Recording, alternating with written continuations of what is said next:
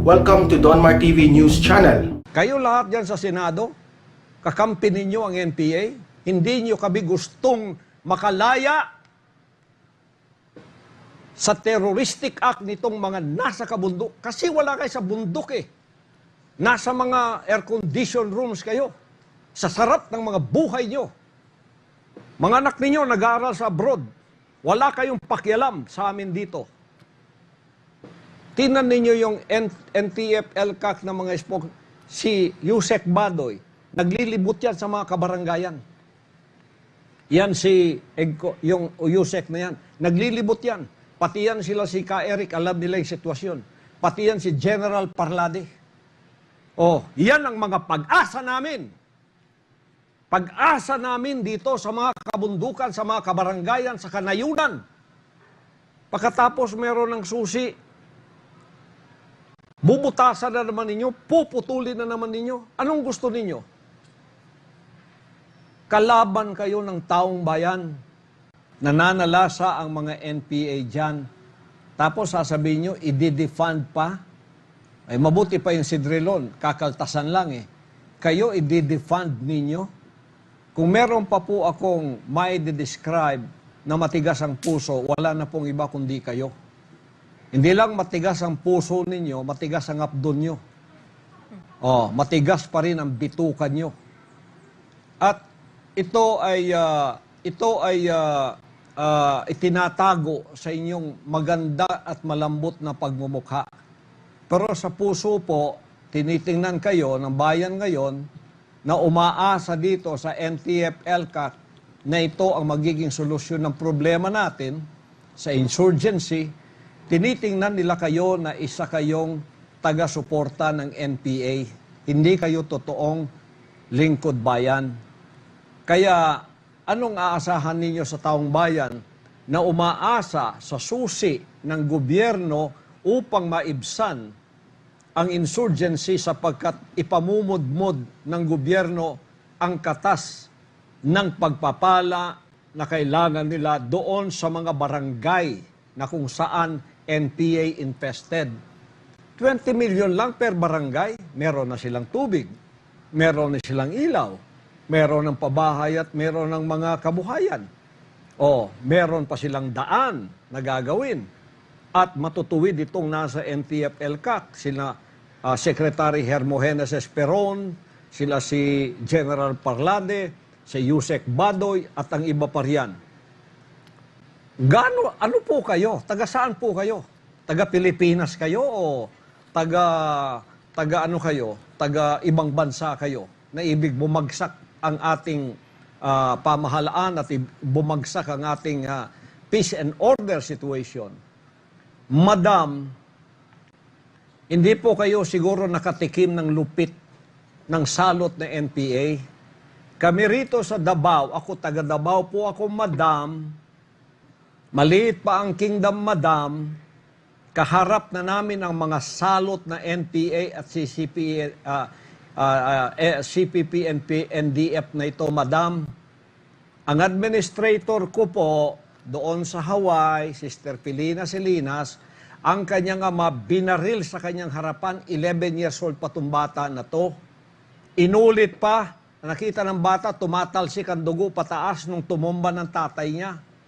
Kinalong ng nanay niya ang kanyang patay na katawan ng tatay. Binaril ang nanay, pero minilagruhan ng Diyos, hindi pumutok.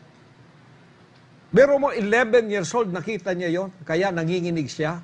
Sinagip ng ministry ito hanggang sa siya'y na-rehabilitate sa kanyang espiritu at nawala ang galit at puot sa kanyang puso.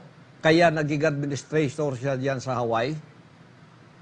Pagkatapos yung mga ministro ko, madam, noong 1970s and 80s, madam, na ginawang Nicaragdao ang Davao, madam, nagha-house to house po kami sa mga members para mag-Bible study. Sinong kaharap naming papasok sa bahay? Mga NPA, madam. Pagkatapos ilalagay ang 45 sa lamesa, Bible namin dito. Sasabihin, sinong makapangyarihan? Bible o ang 45 namin? Kung di kayo aalis dito, ito yung kaharap nyo. Huwag na kayong babalik dito, sabi ng mga salot na NPA na yan. Marami pa pong kabulastugan kung ililista ko, inararatib ko sa inyo. Naranasan ba ninyo, naranasan namin ditong pananakot nila? Naranasan ba ninyo pagka sila'y nananalasa, tatakbo ang mga may bahay at tatakbo yung pamilya namin, dala-dala, karga-karga yung mga anak dahil sila nagraratratan doon ng mga mabutit, may mga Capgum, may mga CHDF kami noon na nagbabantay. Naririto kayo nung ang barangay namin ay sinakop ng NPA. Pagkatapos, sino na lang ang kukunin nila, sa harap namin puputulin ang leeg. Nakapalibot ang taga-barangay upang sila'y manginig dahil sa terror. Hindi kami makalabas. Nanginginig ang lahat ng tao sa kanilang terroristic activities. Nandito ba kayo? Sa Davao, ginawa nilang Campaginaldo yung Agdao. Kung sino na lang ang kanilang papatayin, kukunin nila. Isang ministro namin, kasama nilang NPA noon, nagbalik loob, madam. Nagbago. Pagkatapos, Biblia ng dala. Pumunta dyan sa may relocation area ng Buhangin upang mangaral ng salita ng Diyos. Hinuli nila. Tinalian ng barbed wire. Ministro na yon, nagbago na yon. Ministro na ng Diyos yun, nagtuturo na ng salita ng Diyos yun. Nalinlang lang nila noon. Pagkatapos tinali nila, naka-barbed wire. Saksi ang dalawa pang ministro namin na hindi nila pinatay para makauwi at sabihin sa amin ang nangyari. Anong ginawa nila? Pinaupo ang aming ministro. Pagkatapos sinubaran. Pagkatapos yung berdugo nila tumatakbo, merong ice pick na dalawa. Pagkatapos pagdating niya doon sa nakaupo na tao na nagbago na, ministro na siya, sabay saksak, may palundag pa, saksak dito. Pagkatapos ang dugo, parang fountain na lumabas. Yung aming ministro nakataas ang kamay, Hallelujah! Praise the Lord! NPA yun! Hindi mo naranasan yan, tapos hahaluan pa ninyo ng politika. Madam, nire-respeto kita. Hindi ako nagsasalita laban sa iyo. Malambot ang mukha mo mabait ka tingnan Pero itong ginawa mong itong, ididipan mo ang NTF-ELCAC. Nasasabi ko, matigas ang puso mo, matigas ang abdo mo, matagas ang bituka mo. Hindi mo nakikita ang pagsusumakit ng masang Pilipino sa ginagawa nitong salot na NPA, NDF na to at CPP na to. Hindi mo naranasan ang naranasan namin. Hindi lang yun, marami pa. Hindi ko lang, i-chronologize ko dito, ipatala ko sa iyo. Kaya yung sasabihin mong i-defund itong ELCAC na mumulitika ka, bayan, wag ninyo pong iboto si Leni Robredo. At yung lahat ng kakampi ng NPA, NDF, CPP, NPA, NDF, na hindi kinokondina ang ginagawa ng mga nananalasang mga salot na ito sa ating bayan. This is SMNI News Channel. Truth that matters. Yun ang panukala ko. Thank you, Pastor. On national security naman po, Pastor. Sa datos ng National Security Council, sinabi ni Secretary Hermogenes Esperon na ang Bicol Region ang may pinakamaraming NPA-infested barangays sa bansa. Ipinagtataka ngayon ng NCS at NTF-ELCAC na imbes na suportahan, isa si Vice President Leni Robredo sa nananawagan na i-defund ang NTF-ELCAC. Hindi po ba dapat suportado ito ng pangalawang Pangulo dahil apektado ng CPP-NPA ang kanilang lugar? Ako, titinignan ko ang mukha ni Vice President Leni Robredo. Ang lambot ng mukha. Lambot talaga ng mukha. Pero sinabi nga ng ama, huwag kang tumingin sa mukha, anak. Tumingin ka sa puso. Pero ang tigas po ng puso ninyo, Vice President. Ang tigas-tigas ng puso ninyo parang bato. Alam ninyo, ito ang key para masolve ang ating pong insurgency problem. Ang NTF, ELCAC, lalo na sa inyo pong probinsya sa lugar ng Bicol. nananalasa ang mga NPA dyan. Tapos sasabihin nyo, i-defund pa. Ay mabuti pa yung Sidrilon, kakaltasan lang eh. Kayo, i-defund ninyo.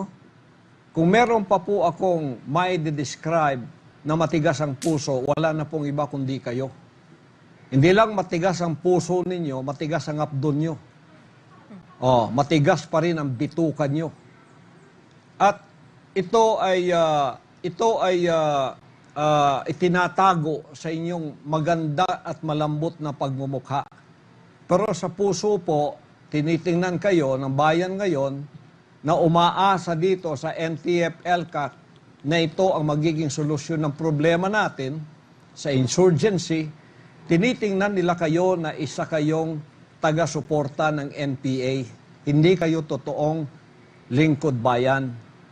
Kaya anong aasahan ninyo sa taong bayan na umaasa sa susi ng gobyerno upang maibsan ang insurgency sapagkat ipamumudmod ng gobyerno ang katas ng pagpapala na kailangan nila doon sa mga barangay na kung saan NPA infested.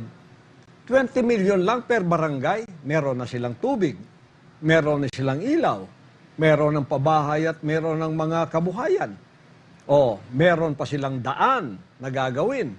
At matutuwid itong nasa NTF-ELCAC, sila Secretary Hermogenes Esperon, sila si General Parlade, si Yusek Badoy, at ang iba pa riyan.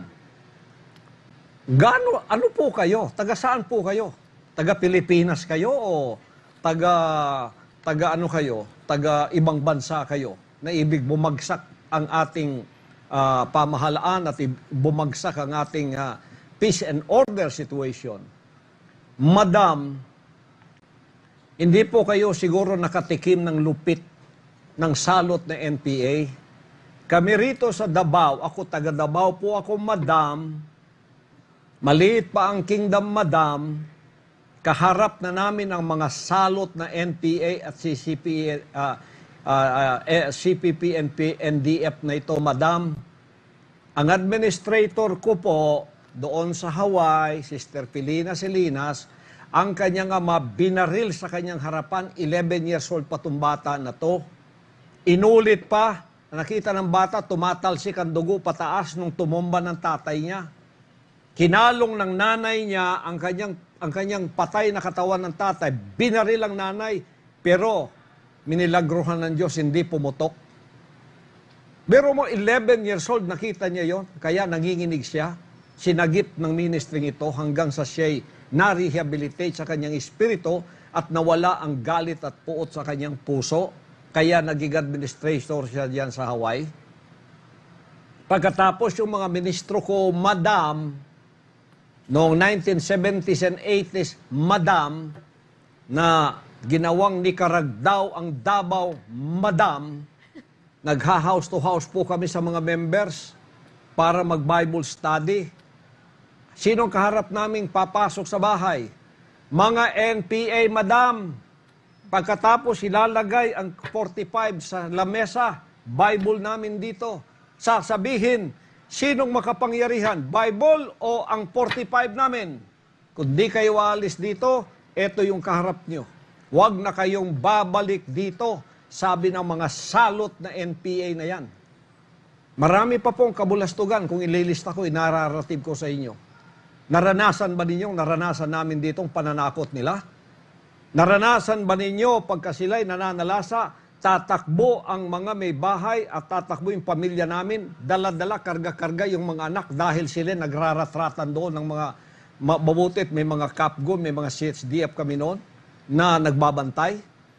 Naririto kayo nung ang barangay namin ay sinakop ng NPA. Pagkatapos, sino na lang ang kukunin nila, sa harap namin puputulin ng leeg.